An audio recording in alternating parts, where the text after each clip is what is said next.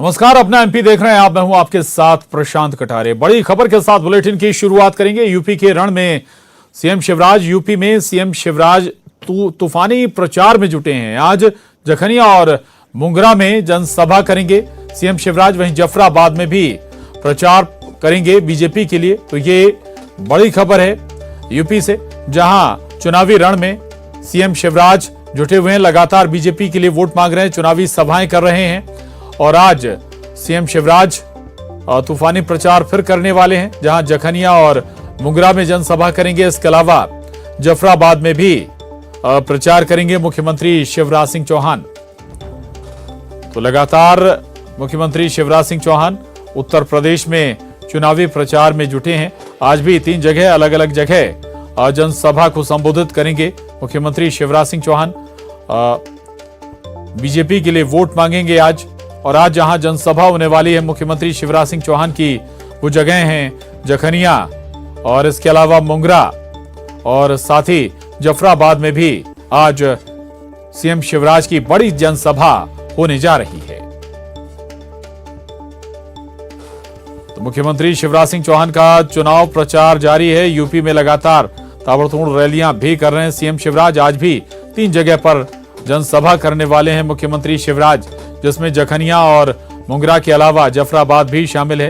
इन 3 जगहों पर आज बड़ी जनसभा सीएम शिवराज की होने जा रही है। इससे पहले भी लगातार चुनावी प्रचार में सीएम शिवराज जुटे हुए हैं। कल भी सीएम की मुलाकात इसी चुनाव प्रचार के दौरान वाराणसी में गृह मंत्री अमित शाह से हुई थी। अगली खबर, बड़ी खबर है। एमपी विधानसभा का बजट सत्र से पहले सीएम शिवराज डिनर देंगे। 3 मार्च को मंत्रियों को सीएम शिवराज डिनर देने वाले हैं। बजट सत्र को लेकर मंत्रियों से चर्चा भी होगी मुख्यमंत्री शिवराज सिंह चौहान की। तो ये बड़ी खबर है। मध्य प्रदेश विधानसभा के बजट सत्र से पहले मुख्यमंत्री शिवराज सिंह चौहान डिनर देने वाले हैं। 3 मार्च को मंत्रियों को मुख्यमंत्री शिवराज सिंह चौहान डिनर पर बुलाएंगे और बजट सत्र को लेकर मंत्रियों से चर्चा होगी। तो बजट सत्र में कौन से मसले हैं, किन किन मसलों को रखा जाना है, उन पर विस्तार से चर्चा करेंगे मंत्रियों से। अगली खबर का रुख करेंगे। पुरानी पेंशन स्कीम को लागू करने की कांग्रेस की मांग पर प्रदेश के गृह मंत्री नरोत्तम मिश्रा ने कहा कि कांग्रेस ने जिन कर्मचारियों को 500 रुपए में भर्ती किया, उनकी सैलरी 50,000 तक कर दी है। उस पर कांग्रेस कुछ नहीं बोलेगी। संविदा कर्मचारियों को कांग्रेस ने 2000 में भर्ती किया, उनको हम 20,000 रुपए तक ले आए हैं। बीजेपी की सरकार संवेदनशील सरकार है। देखो, कांग्रेस ने जिन कर्मचारियों को 500 रुपए में भर्ती किया, उनकी हमने 50,000 रुपया तनख्वाह कर दी। उस पर कांग्रेस कभी नहीं बोली होगी। संविदा कर्मियों को 2,000 रुपए में इनने भरा था, हमने 20,000 तक उनको ले आए। इस पर कभी कांग्रेस बोलेगी नहीं। हमने 7वां वेतनमान लागू किया। सम्मानजनक पारिश्रमिक उनको, सभी कर्मचारियों को उनको दिया जिनको इन्होंने इस तरह से रखा था। और इसलिए ये कहना ठीक नहीं है। सरकार, शिवराज सिंह जी की सरकार संवेदनशील सरकार है और लगातार इन विषयों पर मनन करती है। और इधर कांग्रेस नेता और पूर्व मंत्री ने कहा कि कांग्रेस पुरानी पेंशन स्कीम को लेकर आंदोलन करेगी। विधानसभा के बजट सत्र में इस मुद्दे पर सरकार को घेरने का प्लान तैयार कर लिया है। पुरानी पेंशन बहाल करने को लेकर विपक्ष ने विधानसभा में संकल्प प्रस्ताव दिया है। मध्य प्रदेश तृतीय वर्ग कर्मचारी संघ के महामंत्री एलन शर्मा ने कहा है कि पुरानी योजना को बहाल करने की मांग को लेकर संयुक्त आंदोलन किया जाएगा। इसकी तारीख का ऐलान अगली बैठक में होगा। मार्च में कर्मचारी बड़ा आंदोलन कर सकते हैं।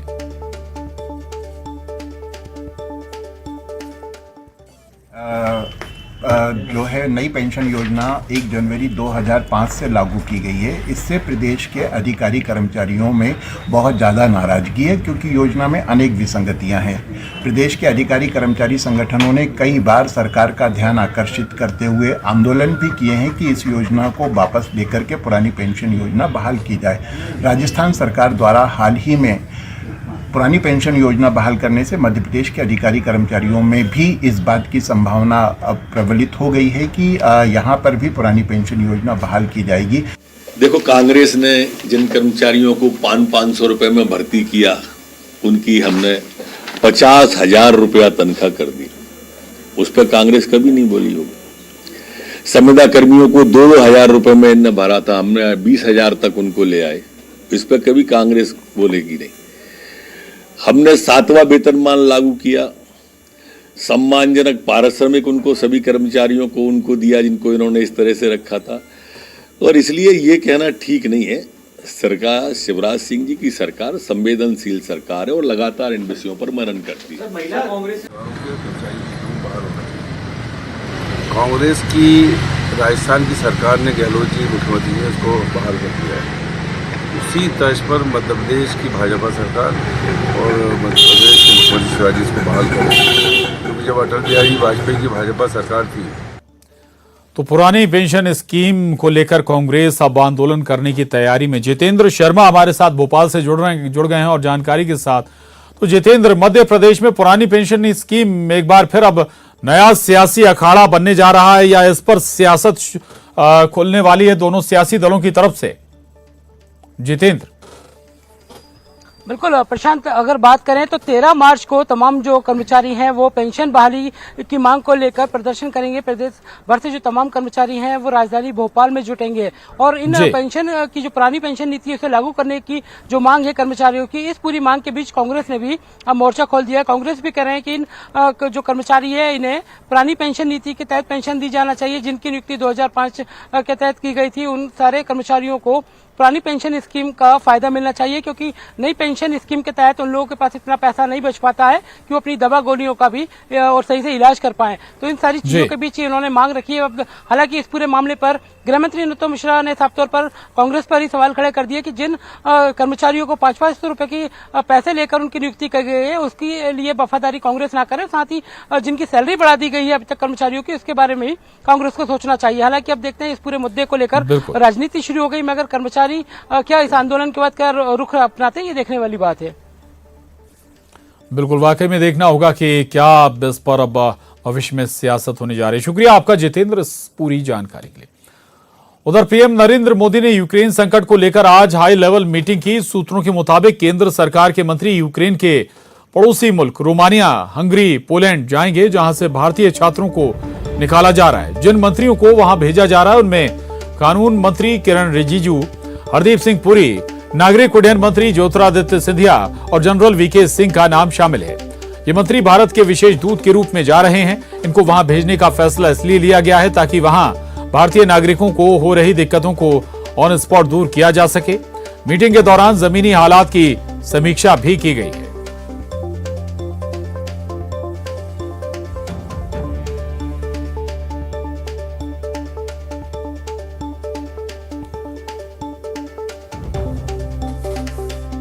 तो ऑपरेशन गंगा के तहत वतन वापसी हो रही है भारतीयों की। दिल्ली एयरपोर्ट पर 5वां विमान पहुंचा। यूक्रेन से 249 भारतीय दिल्ली पहुंचे। यूक्रेन में फंसे भारतीयों को निकालने का काम तेज है। लगातार एयर इंडिया की फ्लाइट्स इंडियंस को, भारतीयों को और छात्रों को स्वदेश लेकर आ रही हैं। लगातार कोशिशें जारी हैं और अब इस कोशिश में एक कदम ये कि जो केंद्रीय मंत्री हैं वो भी यूक्रेन के पड़ोसी मुल्क जाएंगे और जहां से जल्द भारतीयों को निकालने की कोशिश होगी।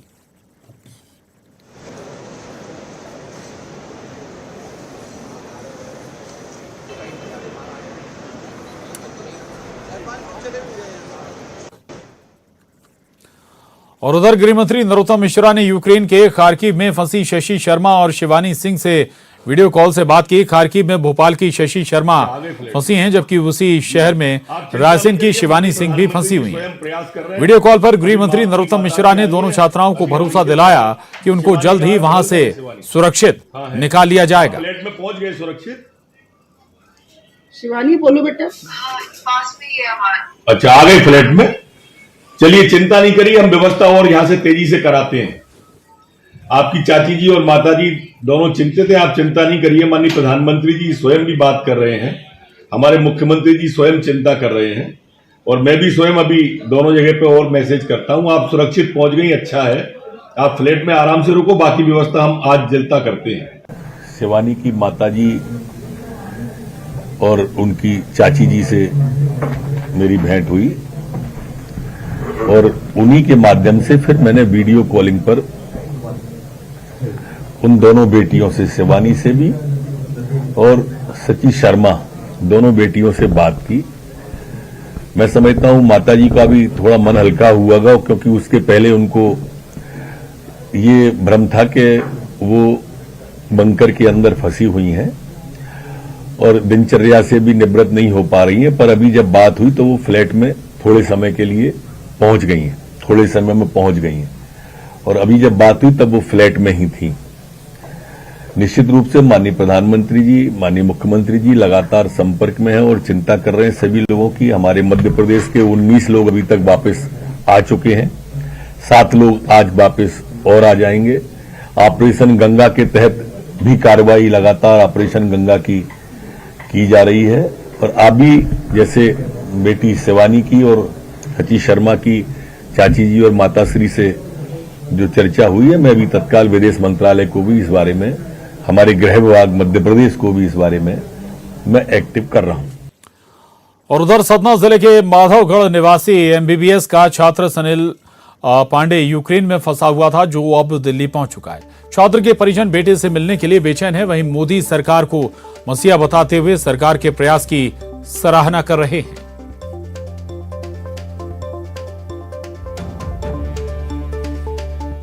लगता था कि क्या होगा, कैसा होगा, लेकिन भगवान से हम लोग निरंतर प्रार्थना करते रहते थे कि मेरी बेटे कुशल रहे, अच्छा रहे, सकुशल यहाँ पर आ जाए। और हमारे शासन ने जो उसकी मदद की, बहुत अच्छा लगा और बहुत खुशी हुई जब हम लोगों ने सुना कि अब वो फ्लाइट तक पहुँच गया है, अब आ जाएगा, तो बहुत उम्मीदें लगी थी। अब ये हुआ कि शाम को मीटिंग हुई, मोदी जी ने कहा कि हम एक एक बच्चे को वहाँ से निकाल के लाएंगे, तो इस बात की प्रसन्नता हुई, कहीं न कहीं व्यवस्था अपनी हो जाएगी। और दूसरे दिन जब सुबह हमने बात किया उससे, तो बोला कि हमारा हंगरी के लिए फॉर्म भरा लिया गया है। फिर जब शाम को बात हुई तो बोला कि आज नहीं कल जाना है। तो कल ये लगभग भारतीय समय के अनुसार लगभग 10 बजे और वहाँ के समय के अनुसार लगभग 7 बजे ये वहाँ से बस में बैठ कर हंगरी के लिए निकले। फिर मेरी बात नहीं हुई, फिर यहाँ रात 10 बजे के आसपास बात हुई, बोला कि मैं एयरपोर्ट पहुँच चुका हूँ। और यूक्रेन में फंसे बैतूल के एक छात्र ने सरकार से मदद की गुहार लगाई है। छात्र दीपांशु विश्वकर्मा ने वीडियो भेजकर रोमानिया बॉर्डर के हालात बताए हैं। दीपांशु का कहना है कि रोमानिया बॉर्डर पर 3000 छात्रों के साथ वो भी फंसा है। यहां से एक बार में केवल 3 से 4 छात्रों को ले जाया जा रहा है और भीषण ठंड के बीच खुले में सभी छात्र रह रहे हैं। मैं दीपांशु विश्वकर्मा मध्य प्रदेश का रहने वाला। करेंटली मैं विनीता नेशनल मेडिकल कॉलेज में पढ़ता था, पता नहीं। अभी इवैक्यूएशन के लिए हमको रोमानिया बॉर्डर के पास लाया गया है, पर यहाँ पर इंडियन गवर्नमेंट का कुछ भी एक्शन नहीं दिख रहा है। इंडियन गवर्नमेंट पता नहीं क्या कर रही है। यहाँ पर हमको बोला गया है कि इंडियन गवर्नमेंट इवैक्यूएट करवा रही है, पर यहाँ पर हम 2 दिन से खड़े हुए हैं। 2 दिन से खड़े हुए हैं, वेट कर रहे हैं। 3 से 4 बच्चे जाते हैं बस, और इधर कुछ नहीं हो पा रहा है। यहाँ पर एटलीस्ट कम से कम 3 से 4 हज़ार बच्चे हैं। पता नहीं क्या होगा हमारा। प्लीज़ हमारी हेल्प कीजिए, कुछ तो करिए। और एमपी सरकार एक बार फिर कर्ज लेगी। विकास कार्य के लिए 2000 करोड़ कर्ज लेने की तैयारी है। ये कर्ज आरबीआई के माध्यम से 20 साल के लिए लिया जाएगा। आपको बता दें कि साल 2021-2022 में अब तक सरकार 18,000 करोड़ का कर्ज ले चुकी है और प्रदेश पर 3.25 लाख करोड़ का कुल कर्ज हो चुका है।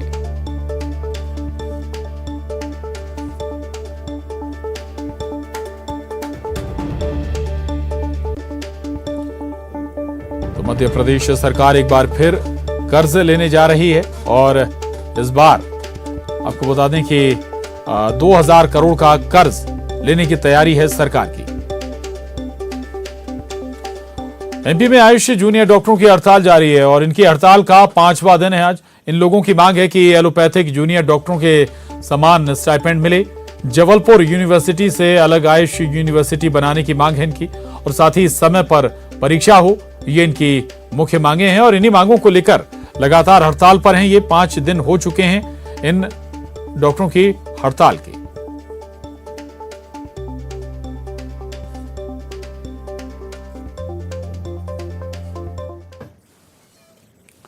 खबर बुरहानपुर से। यहां पीएम आवास योजना के एक हितग्राही पूरे शहर में चर्चा का विषय बना हुआ है। चर्चा इसलिए क्योंकि इस हितग्राही ने अपना घर बनने के बाद इस पर श्री प्रधानमंत्री कृपा लिखवाया है।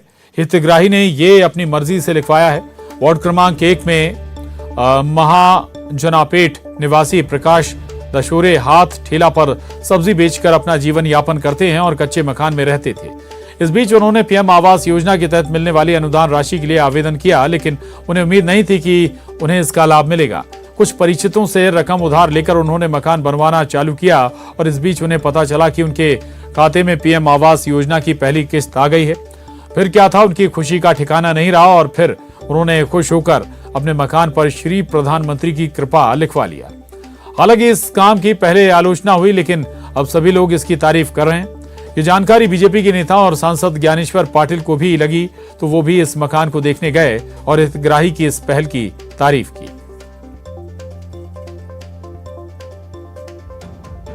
मकान था, मुझे 2018 में मालूम पड़ा कि भाई प्रधानमंत्री योजना निकली है, प्रधानमंत्री आवास योजना की। मैंने 2018 में फॉर्म भरा था, जो आके 2021 में पास हुआ है और उम्मीद छोड़ चुका था कि मेरी किस्त आएंगी और 6 महीने बाद में किस्त आई। फिर उसको तोड़ के बनाया गया है मेरा मकान। पहली किस्त आई शायद जून में आई थी, 2021 में जून में आई और मई में आई थी और फिर दूसरी किस्त जून में आई सर। तो मैंने जैसे आ गई, मैंने उसी समय सोच लिया कि नाम लिखूंगा प्रधानमंत्री कृपा ही लिखूंगा। जब मैं गया तो मैंने तो पूछा कि ये क्या है, तो बोले हमारे प्रधानमंत्री जी ने हमको आवास दिया है, तो हमने किसका नाम लिखना। तो हमारे मन में हमने विचार किया परिवार ने कि प्रधानमंत्री जी की कृपा अपने पर हुई है। तो देखिए गरीब भी किस प्रकार प्रधानमंत्री से डायरेक्ट जुड़ रहा है और उसके मन में भाव आया कि अपने मकान पे किसी देवी देवता का नाम लिखते हुए प्रधानमंत्री की कृपा ही लिख दे। और यहाँ रुक रहे एक छोटे से ब्रेक के लिए, फौरन लौटेंगे।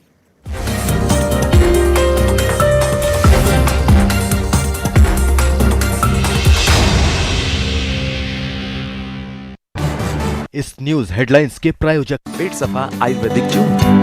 पेट सफा, हर रोग दफा।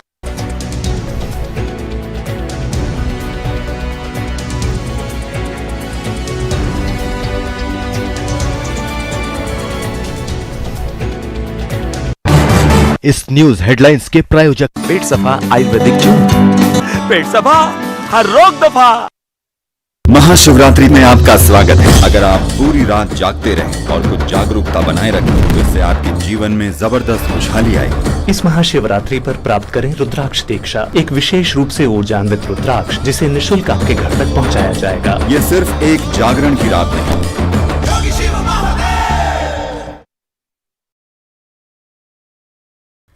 यूक्रेन हमले के तीसरे दिन फंसे 250 भारतीय स्टूडेंट्स को रोमानिया के रास्ते लाया गया Bharat. Civil aviation minister Jyotiraditya Scindia ने किया स्वागत। फ्लाइट में सवार छात्रों ने भारत माता की जय के लगाए नारे। यूक्रेन से भारत पहुंचे स्टूडेंट्स का civil aviation minister Jyotiraditya Scindia ने किया स्वागत। कहा एक एक नागरिक को वापस अपनी मातृभूमि में सुरक्षित लाकर ही चैन की सांस लेगी सरकार।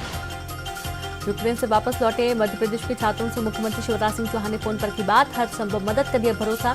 दिल्ली के रेजिडेंट कमिश्नर से बात कर छात्रों के ठहरने की व्यवस्था करने के लिए अधिकारियों को दिए निर्देश। सीएम शिवराज सिंह चौहान ने अपने निवास पर पल्स पोलियो अभियान का किया आगाज। 0 से 5 साल तक के 1 करोड़ 11 लाख बच्चों को 2 बूंद जिंदगी की खुराक। 27-28 फरवरी और 2 मार्च को आयोजित तक होगा अभियान। प्रदेश के गृह मंत्री नरोत्तम मिश्रा पहुंचे दतिया। किला चौक पर बच्चों को पोलियो की दवा पिलाकर पल्स पोलियो अभियान का किया शुभारंभ। यूक्रेन में फंसे मध्य प्रदेश की 3 बेटियों ने भारत सरकार से लगाई मदद की गुहार। सोशल मीडिया पर वीडियो संदेश जारी कर मांगी मदद। रूस और यूक्रेन के युद्ध विराम के लिए नरसिंहपुर के गाडरवारा के गायत्री मंदिर में यज्ञ। समाज सेवियों ने किया हवन। युद्ध के जिम्मेदार नेताओं की सद्बुद्धि के लिए की प्रार्थना। यूक्रेन से वतन वापसी का इंतजार। रीवा के साक्षी सिंह परिवार रोमानिया के सीमावर्ती क्षेत्र में फंसी। परिवार के लोगों को सुरक्षित होने का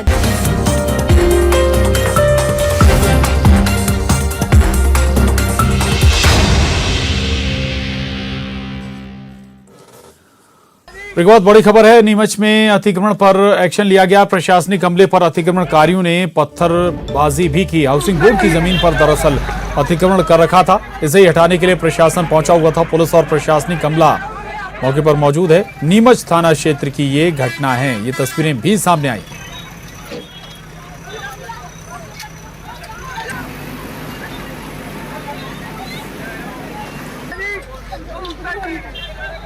खबर छतरपुर से है, जहां हर्ष फायर करते एक युवक का वीडियो वायरल हुआ है। ताबड़तोड़ फायरिंग का ये वीडियो सामने आया। पिस्टल और राइफल से कई राउंड फायरिंग की गई। कलेक्टर ने हर्ष फायरिंग पर प्रतिबंध लगाया हुआ है। राजनगर थाना क्षेत्र के विक्रमपुर का ये वीडियो वायरल वीडियो बताया जा रहा है। पुलिस पूरे मामले की छानबीन में जुटी हुई है।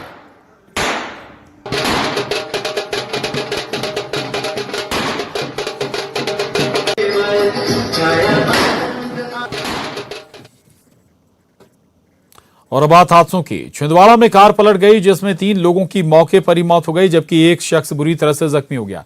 यह हादसा मुआ झिरी घाट टर्निंग पॉइंट पर हुआ। कार सवार महादेव मेले के लिए पचमढ़ी के चौड़ागढ़ जा रहे थे। कार सवार सभी महाराष्ट्र के रहने वाले बताए जा रहे हैं। वहीं बैतूल में स्कूटी सवारों को तेज रफ्तार कंटेनर ने टक्कर मार दी और युवक की मौके पर ही मौत हो गई, जबकि युवती की मौके पर ही मौत हो गई, जबकि उसकी मां की हालत गंभीर बनी हुई है, जिसे नागपुर रेफर कर दिया गया है।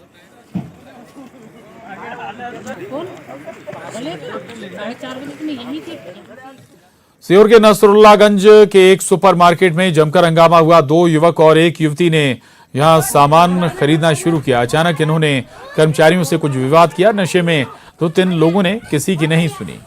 मौके पर पहुंची नसरुल्लागंज थाना पुलिस ने इन तीनों आरोपियों को हिरासत में ले लिया। तीनों आरोपी नसरुल्लागंज के ही रहने वाले हैं।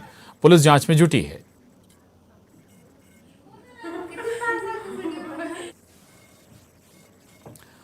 राजगढ़ जिले में एक वीडियो तेजी से सोशल मीडिया पर वायरल हो रहा है। इस वीडियो में एक व्यक्ति की कुछ लोग बेल्ट से पिटाई कर रहे हैं। वीडियो सोशल मीडिया पर आने के बाद पुलिस हरकत में आई। मामले की जांच हुई तो ये वीडियो कोरावर थाना के लसूडिया गांव का बताया जा रहा है। वीडियो में मारपीट करने वाला सुनील गुर्जर है, जो एक सरकारी जमीन पर कब्जे को लेकर अपने चाचा के साथ मारपीट कर रहा था। पुलिस के अनुसार चाचा भतीजे ने सरकारी जमीन पर कब्जा किया हुआ है और इसी को लेकर कुछ दिनों पहले चाचा ने भतीजे को गोली मारी थी। घटना के मुख्य आरोपी सहित 4 लोगों के खिलाफ पुलिस ने मामला दर्ज किया है।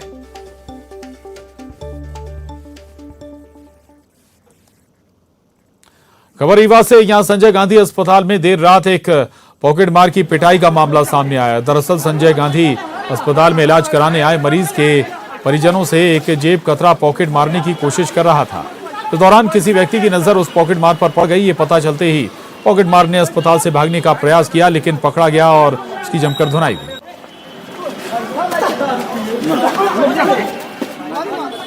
उज्जैन में शिव ज्योति अर्पणम महोत्सव की तैयारी पूरी हो चुकी है। बाबा महाकाल की नगरी जगमग होगी। आज 3 बजे रात में खुलेंगे महाकाल मंदिर के पट और शिव पार्वती विवाह की बेला में दीपों से बाबा महाकाल की नगरी जगमगाएगी। मंगलवार सुबह 5:30 बजे से बुधवार रात 11 बजे तक दर्शन होंगे।